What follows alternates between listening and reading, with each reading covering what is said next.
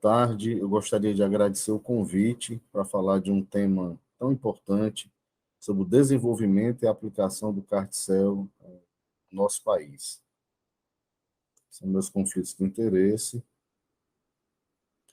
O avanço da tecnologia caracteriza uma grande evolução da ciência, com o desenvolvimento da terapia celular.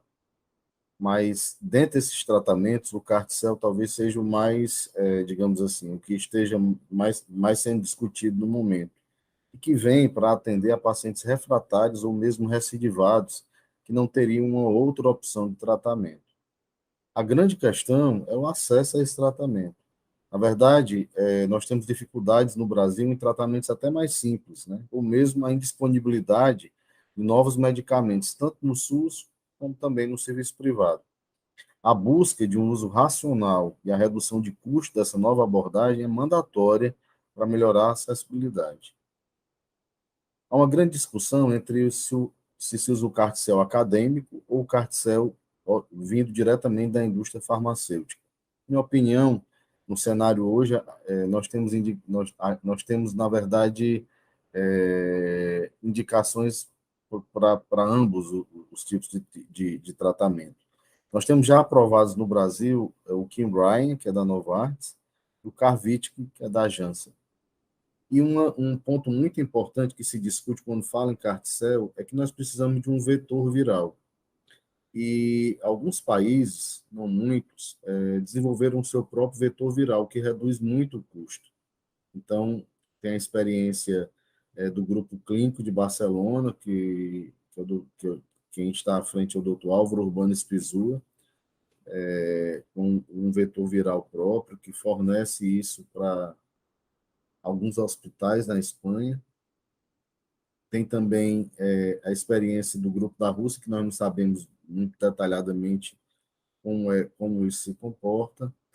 De todo modo, todo esse processo passa por regulação da Anvisa, com especificações obrigatórias, e nós temos soluções como, por exemplo, aqui nós encontramos aqui no EMOS, a possibilidade do uso do Clinimax Prodigy, que é um equipamento que reduz custos, pois automatiza uma parte do processo. A gente acredita que a experiência em transplante de medula, tanto na fase de coleta por aferes, criopreservação, mas também no manejo das complicações, tanto assim de liberação de citocinas, o CRS, e a neurotoxicidade nos ICANS, é algo que seja importante na questão do manejo. Aqui eu queria mostrar um pouco das ações que a Sociedade Brasileira de Transplante de Medula Óssea e Terapia Celular vem desenvolvendo nos últimos anos. Nós temos um comitê de terapia celular, que é coordenado pelos meus colegas Andresa Ribeiro e Marcos Salvini. Nós temos uma reunião semanal, com Café com Terapia Celular, que ocorre sempre a discussão de um tema ligado à terapia celular. Nós realizamos, ano passado, em novembro, um fórum para discussão da elaboração de um manual prático de terapia celular. Nós achávamos que isso era algo importante para auxiliar as pessoas.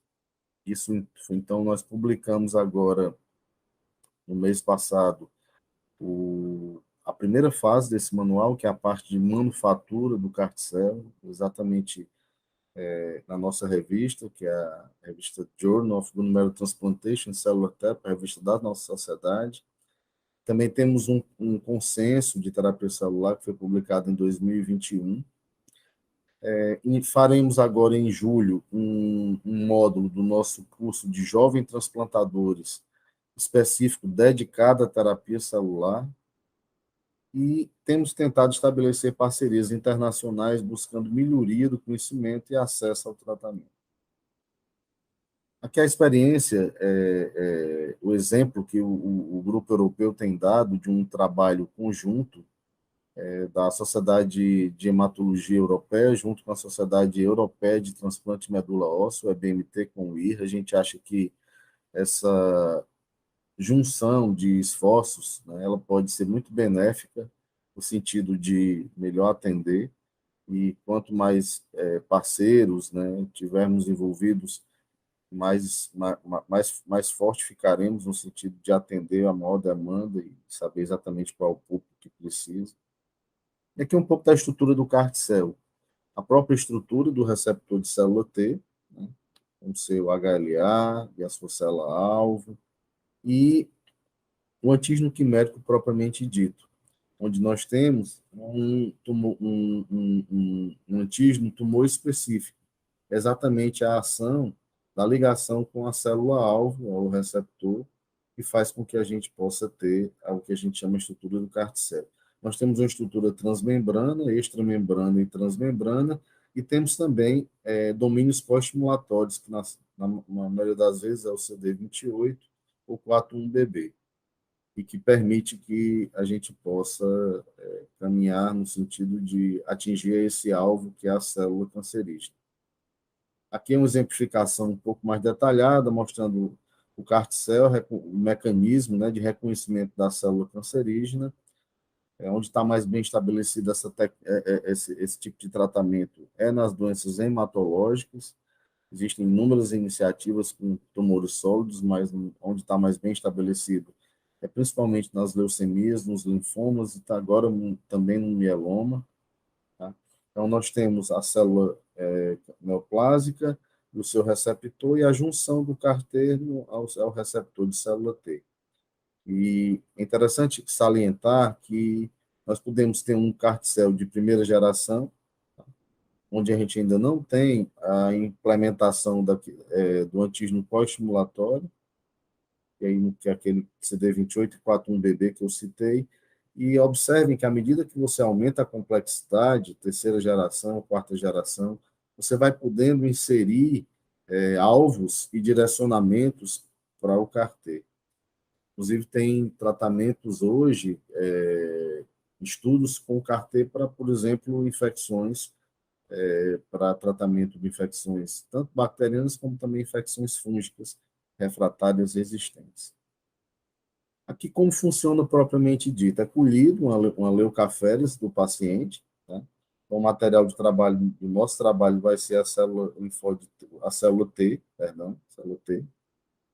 Essa célula T, ela passa por a inclusão do vetor viral, né? E feita essa inclusão, que aí mostra a demonstração esquemática, essa exatamente aqui essa parte laranja, né? E essa célula, após a inclusão, precisa passar por um processo de expansão para que eu tenha uma quantidade suficiente para debelar a minha célula neoplásica ou cancerígena. Feito isso, esse material ele é guardado numa bolsa, né, propriamente dito, e é feita a infusão, que é a infusão do CAR-T, quando após o momento adequado, quando provavelmente esse indivíduo já fez uma linfodepleção.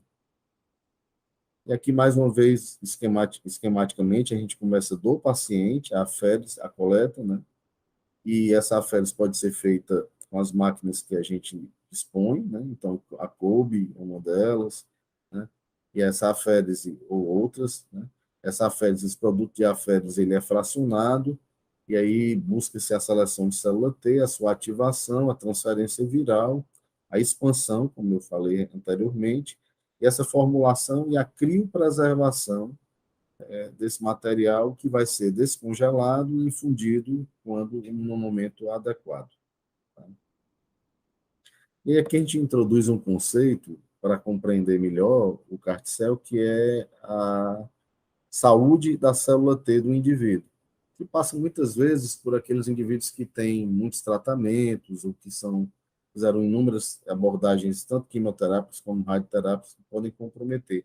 Mas não só isso, né? Você tem também, por exemplo, um processo de fatores intrínsecos que são relacionados à imunossenescência, ou ao próprio processo da senescência propriamente dito, né? O processo de envelhecimento.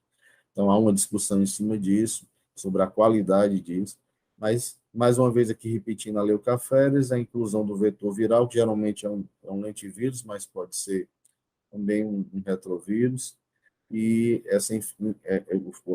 a elaboração do CAR-T-cell e o direcionamento à célula cancerígena.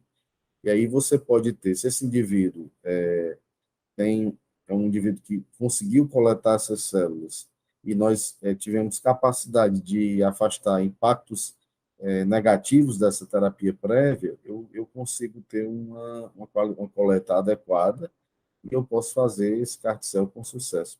Se eu tiver uma coleta subótima, eventualmente eu tenho doentes linfopênicos, eu tenho doentes que eu não consigo coletar, então eu vou ter dificuldade de uma falência, não necessariamente a quem eu tento coletar eu consigo infundir. CD19 é um alvo muito interessante para a terapia com carticel, porque ele é expresso em mais de 95% das células B, e não é expresso em plasmose. A gente vai ver que isso é importante, porque quando a gente fala de carticel para mieloma, a gente fala do anti-BCMA, que esse sim, ele está somente nos plasmoses. A alta expressão na superfície da célula B e a comparação com outros alvos é muito boa, somente com CD22 e CD20. A sua primeira aprovação foi em 2007. E aqui apenas eu estou trazendo um dado do CIBMTR, que é o Centro Internacional de Registro de Dados do Transplante americano, mas que registra dados de transplante do mundo inteiro. Nós, no Brasil, fazemos parte, somos parceiros já há alguns anos. O CIBMTR registra 5.519 pacientes que já usaram terapia com carticel CD19 positivo. É interessante que desses pacientes, só foram, na verdade, feitas 6.079 infusões. Foram 199 centros e chegaram a fazer 4 publicações científicas disso. Eles criaram um Cellular Immunotherapy Data Resource, quer dizer, uma base de dados. Foi um programa fundado pelo Instituto Nacional do Câncer deles, o NCI, para suportar esses dados de imuno-oncologia e oncoimunologia, tá? Dessa comunidade. E prover a infraestrutura para a base de dados, a verificação e o manejo dessas terapias celulares, dependendo da forma como ela é feita. O objetivo é facilitar, né, a observação e correlacionar esses dados com os resultados. Eles mostraram aqui um timeline, vejam que eles começaram a discutir isso em 2015, né? E já em 2017 foi aprovado o Kymriah, que foi o primeiro CAR-T aprovado nos Estados Unidos. No Brasil só foi aprovado agora em 2022. Posteriormente o Yescarta, né? Que é específico para linfomas, tá? E posteriormente seguiu-se a aprovação na Europa em 2018. Eles passaram, então, a trabalhar de maneira harmônica com o EBMT, que é o Grupo Europeu de Transplante, buscando ter protocolos, procedimentos semelhantes, tá? Por volta de 2020, já haviam sido feitas 2.000 infusões de carteiro, documentadas por esse grupo, tá? E aí uma coisa muito interessante é o estabelecimento da necessidade do longo termo follow-up, do segmento a longo prazo desses pacientes que infundem o CAR-T. Então, vocês vão ver que existe a sugestão de um segmento até por 15 anos. E junto a esses dados europeus, também juntou-se a plataforma do grupo japonês. E isso só reforça esse espírito de cooperação que a gente acha que é muito importante. E mais produtos foram aprovados em 2021, o Tecartus, o Breyanzi e também o Abecama, que é para mieloma. E aqui mostrando alguns produtos do carticel da indústria, tá? Então tem o Yescarta, como eu citei, que é o Axicel, que é da Kite, específico para linfoma difuso, grandes células e folicular. O Kymriah, que pode ser usado para linfoma e leucemia linfóide aguda. O Breyanzi, que é o Lisocel, para linfoma não Hodgkin também. Tecartus, que é o Brexcel, que é para linfoma do manto. O ABCMA, que é o Idacel, para mieloma múltiplo. E o Cilta-Cel, que é da Janssen, que é para mieloma múltiplo, que foi aprovado no Brasil. Observem que o timeline, a duração do segmento, ela tem pelo menos 15 anos aí para frente. Aqui mostrando o crescimento dessas infusões desde 2016 até um pico elevado e crescente em 2020, né? A gente são dados de 2020 e 2021. Foram 4.308 infusões, em 4.094 pacientes, então alguns pacientes usaram mais de uma vez. Tá? E aqui é interessante essa divisão, porque mostra que para os linfomas é onde é o grande predomínio de utilização, 74%. 19% nas leucemias linfóide agudas e 6% dos mielomas, 1% somente em outras doenças. Mas quando a gente compara, vê a comparação do que foi feito do comercial para o acadêmico, vamos chamar assim, o Carticel, que seja não comercial, foi só 20%. Então, a proporção do comercial é muito grande e o acadêmico precisa crescer muito. E num país como o nosso, eu vejo que isso é uma necessidade muito importante que precisa ser bastante discutida. É que quando a gente separa as populações, a gente consegue ver que a distribuição do CAR-T por idade, ela ainda é maior quando esses indivíduos têm menos de 65 anos. E, e mesmo quando a gente separa entre comercial e não comercial. Aqui mostrando o crescimento, mas a preponderância do linfoma não Hodgkin como uma das doenças que mais se utiliza. E aqui um dado que eu acho que é muito interessante, que a gente deve refletir muito.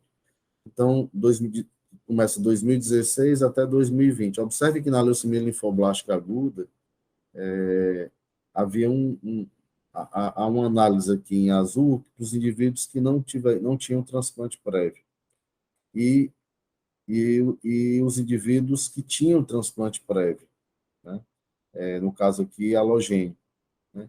Esse número de pacientes que tinham transplante halogênico prévio, ele vem caindo, mostrando que nos países desenvolvidos, em que tem acesso ao tratamento, em algum momento está se optando no indivíduo refratário logo no CAR-T-cell ao invés do transplante halogênico.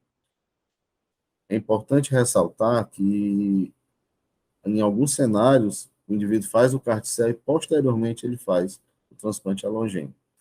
E no linfoma não foi diferente, tá? Infelizmente. A gente observa aqui um número crescente de pessoas que começaram a fazer infusão, né, de CAR-T antes do autotransplante, o que para nós é muito complicado, porque nós estamos diante de de um país onde mesmo o autotransplante nós temos limitações, a gente pode discutir isso na nossa discussão mais propriamente dita, porque temos dificuldade de leito para transplante, então, isso, regiões desassistidas, então, acho que isso é um cenário que não é nosso, tá? Uma realidade que não é nossa. Aqui apenas mostrando que o Grupo Europeu e o IRA têm um manual, né? Nós também temos manuais e a regulação brasileira é muito clara nas resoluções da RDC. Quem pensa em montar CAR-T-cell precisa seguir as RDCs 505, 506 e 508. Nós temos o guideline da Sociedade Brasileira de Transplante de Medula Óssea e temos também o consenso da Associação Brasileira de Hematologia e Hemoterapia. Então, são materiais que se complementam e é uma literatura interessante para quem quer se aprofundar no assunto. Quem deve ser encaminhado para a terapia com células CAR-T no linfoma? Como eu disse, é o maior número de pacientes. Então, as indicações do FDA são muito amplas, mas são aqueles indivíduos recidivados, refratários, né? Então, podem ser desde difuso de grandes células B, até linfoma folicular, eventualmente com infiltração do sistema nervoso.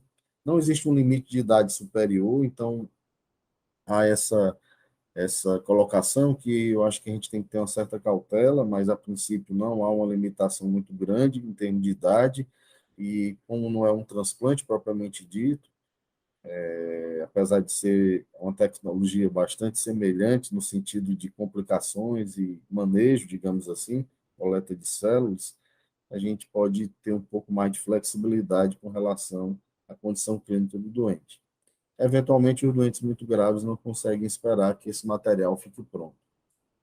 Nenhuma evidência de que o tumor deve demonstrar CD19. Os estudos de mundo real sugerem que a expansão, além dos critérios de ensaios clínicos, afeta a eficácia, mas os pacientes ainda se saem melhor do que com outras opções disponíveis, então ainda é uma opção importante.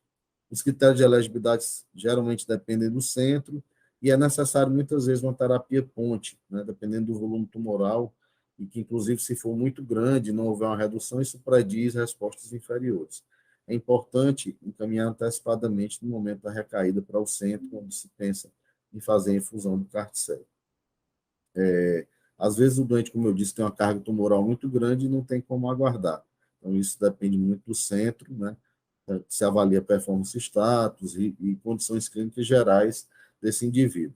Então, são dados que a gente precisa ter em mente. É muito importante que os critérios de elegibilidade para autotransplante não são os mesmos para a terapia celular com CARTICEL. Então, a gente tem que ter isso muito claro. E que no linfoma agressivo, o tempo é importante.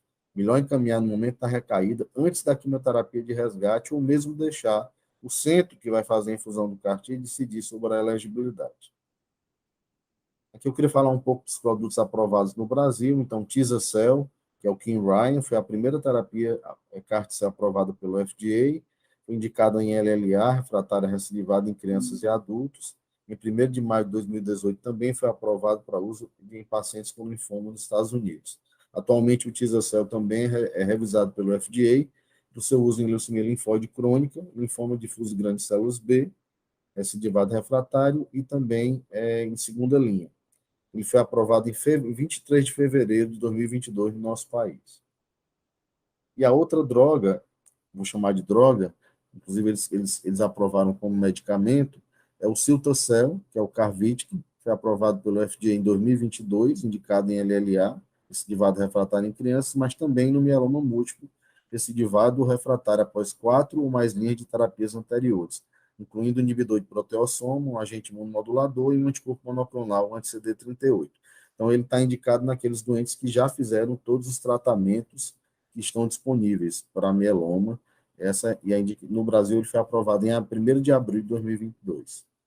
Eu queria falar das iniciativas de terapia celular no Brasil. Então, em São Paulo, tem inúmeras iniciativas com a terapia celular, com o CARTICEL com CD19, com o BCMA, todas as iniciativas acadêmicas, algumas iniciativas com a indústria farmacêutica, que é o estudo Belinda e o CARTITUDE 5, alguns trabalhos com célula NK de cordão, estudos com terapia específica para CMV, terapia viral específica, CAR-NK, ou mesmo células mesenquimais. No Ceará, nós temos iniciativas acadêmicas, aqui no EMOS, em parceria com o Hospital Universitário, Walter Cantídio. Na Bahia, tivemos 2 clínicos trials, com o Belinda e o CARTITUDE 5, iniciativas com células mesenquimais, liderada pelo nosso colega Marcos Salvino, e algumas iniciativas acadêmicas. No Rio, iniciativas acadêmicas. No Paraná, células mesenquimais e outras iniciativas acadêmicas. Em Minas, iniciativas acadêmicas com CAR-T. No Rio Grande do Sul, a professora Lucecila, que é uma expert, uma referência internacional, com células NK e células mesenquimais, juntamente com a professora Lucila, do Hospital Albert Einstein, que tem trabalhado com bastante afinco com a questão da célula NK, que não é objeto da nossa discussão hoje. Então, nós tivemos, com o CAR-T especificamente, as primeiras iniciativas no Brasil, foi com o professor Renato Cunha e o professor Dimas Tadeus Covas, perdão, no Ribeirão Preto, na Universidade Federal, Universidade Estadual da USP, em Ribeirão Preto. Foi o primeiro estudo com um uso compassivo em um paciente com linfoma refratário, né, difuso de grandes células B, e que foi quando se iniciou esse programa acadêmico. E tem um processo de desenvolvimento desse vetor viral. Temos iniciativas do professor Wanderson Rocha, também na USP, uma plataforma de CAR-T-Cell e doenças hematológicas, CD19. No INCA, temos o professor Martin Bonamino, que tem um trabalho mais voltado com CAR-T-Cell, mas usando o transposon, uma técnica que chama Sleeping Beauty, tem se aprofundado bastante, inclusive faz parte do nosso comitê de terapia celular da Sociedade Brasileira de Transplante.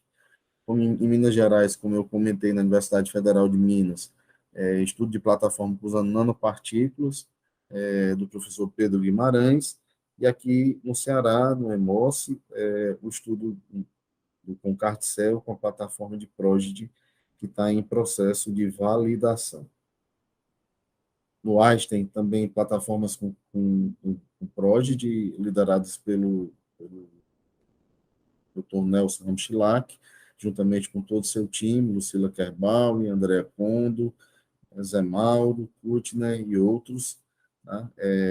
Também trabalhos de parceria na parte de linfomas, também do grupo do Einstein, a participação do estudo Cartitude 5 e a fase 3 do Belinda, que também para linfoma, em parceria com o Hospital São Rafael, com o Marcos Salvino. No Instituto Butantan, um hub para Carticel, um PRODIGE pelo Dr. Dimas Covas, liderado por ele, e no Einstein, uma parceria com o Einstein, a Beneficência Portuguesa e o São Rafael na Bahia, e provavelmente outros grupos devem aderir de Minas e Rio Grande do Sul com o Carticel comercial. Aqui são dados do Consenso da Associação Brasileira de Hematologia e Hemoterapia e Terapia Celular, em que eles fazem algumas orientações sobre os exames necessários para a realização do CAR-T, e é importante falar que alguns produtos comerciais são contraindicados se existe positividade para HIV, hepatite B, hepatite C, então isso precisa ser checado. Se o indivíduo, tem que ser feito teste de gravidez, então é importante estar atento a esses detalhes. Aqui mostrando dados gerais da manufatura, que está disponível também no consenso deles. E aqui mostrando um pouco do PRODIGE, que é o sistema automático para processamento das células desse Clinimax. Observem que a preparação, ela tem tanto a separação de células, a ativação, a transdução e a expansão dessas células, como eu já citei anteriormente. Esse processo, ele demora em média 10 a 14 dias. Então, é importante que esse paciente tenha condições de aguardar esse período. Às vezes, tem doentes muito graves que a gente não consegue esperar o tempo suficiente entre a manufatura e a linfodepressão e a infusão. Então, as melhores práticas, né, na referência, é considerar sempre a terapia desse doente e o tratamento que ele fez previamente e a aprovação, né, desse CAR-T da terapia. Não tem limite de idade, isso é muito importante, mas há que se considerar a condição clínica desse doente. Então, isso é muito, temos que estar atento a isso. E deve haver sempre uma comunicação muito clara sobre a necessidade de uma leucaférese prévia, né, durante a ponte da quimioterapia. E previamente a infusão da célula T, que precisa ter o sucesso dessa coleta, a manufatura e a administração segura desse processo. Aqui é mostrando, mais uma vez, os mesmos passos, né? Nós temos que ter uma estrutura de terapia celular com estrutura de UTI, né? Então, é fundamental que isso ocorra para que a gente possa dar um suporte a esse paciente, ter uma equipe que tenha experiência com sem liberação de citocinas, com controle dessa neurotoxicidade, ter um neurologista na equipe que possa, de alguma forma, estar trabalhando conjuntamente. Aqui é apenas para mostrar que tem evoluído muito a questão do CAR-T e existe a possibilidade de estudos, principalmente nos Estados Unidos, na China e alguns na Europa, da associação com inibidores de checkpoint. Tá? Então, isso é tanto o pembrolizumab, o nivolumab, então, provavelmente, isso é uma tendência de otimização que tem sido pensada para o uso dessa tecnologia. Aqui eu queria fazer uma reflexão. O cenário mundial, né? A Covid-19, a pandemia que a gente ainda está vivendo, em alguns, com melhoras, obviamente, em função da vacina, mas muitas dificuldades ainda nessa retomada. Né? A própria guerra da Rússia com a Ucrânia, que de alguma maneira interfere com muitos resultados do mundo. Aqui apenas para citar tudo que a gente viveu, nós apresentamos de maneira recentemente no Grupo Europeu de Transplante 54 centros e o que aconteceu com o transplante de medula óssea no período da pandemia, o que nós precisamos nos adequarmos, e aí abre uma reflexão sobre o acesso à terapia convencional, que é muito difícil no Brasil, o acesso à terapia celular, e o nosso SUS, que completou recentemente 34 anos e que é uma grande referência para todos nós. Então, eu gostaria de abrir esses pontos para a gente refletir um pouco. Quais são as limitações da terapia com CAR-T? A aplicabilidade em tumores sólidos, como tumores cerebrais pediátricos, o que dificulta o transporte e a proliferação celular, o escape antigênico, a baixa persistência, o microambiente imunossupressor e outras condições como risco pós-infusão. O alto custo da terapia é inegável e isso precisa ser discutido. Quais são os nossos desafios? A obtenção do CAR-T para infusão autóloga é restritiva para uso clínico geral. A fabricação do CAR-T demora muitas semanas, tornando às vezes impraticável para o tratamento de uma doença que avança rapidamente. Então, mesmo disponibilizando-as no mercado como um produto pronto, há um risco significativo para a doença do enxerto, células T halogênicas, HLA, receptor de célula T alfa-beta nativa. Nem sempre é possível coletar linfócitos suficientes de pacientes linfopênicos, já tinha dito isso, e assim permitir uma dose clinicamente relevante de CAR-T-cell. Quais são as nossas perspectivas? As indicações do CAR-T na atualidade são crescentes, eu mostrei isso. O acesso em nosso país ainda é o maior problema. Iniciativas de especialistas de sociedades médicas são fundamentais para a discussão desta implantação. É necessária união de esforços para melhor atender nossos pacientes, com talvez definição de funções de cada centro dentro do processo. Isso é mais relevante num país de dimensões continentais, onde, por exemplo, não temos transplante halogênico na região norte. Devemos seguir nosso caminho de construir um mundo melhor, focando em critérios de indicação nesse momento. Eu quero muito agradecer ao Comitê de Terapia Celular da Sociedade Brasileira de Transplante de Medula, a ASBTMO, a Lucila Kerbal e o Nelson Michilac, que me cederam alguns slides, desses que eu apresentei com relação às iniciativas de terapia celular e CAR-T-cell no Brasil, a equipe de transplante do Hospital Universitário Walter Cantídio, do EMOS. Sem esse time, eu não poderia estar aqui. Tá? A minha mentora, a doutora Maria Helena Pitombeira, que tem sido uma grande orientação ao longo de toda a minha carreira e minha profissão. A doutora Luciana Castro, como diretora do EMOS, que tem sempre um olhar atento para o futuro e para a vanguarda. E aqui um pouco de quem não conhece o EMOS e o Hospital Universitário Walter Cantillo, que são as minhas casas. Quero agradecer e eu ficarei muito feliz de poder responder as perguntas de vocês. Obrigado.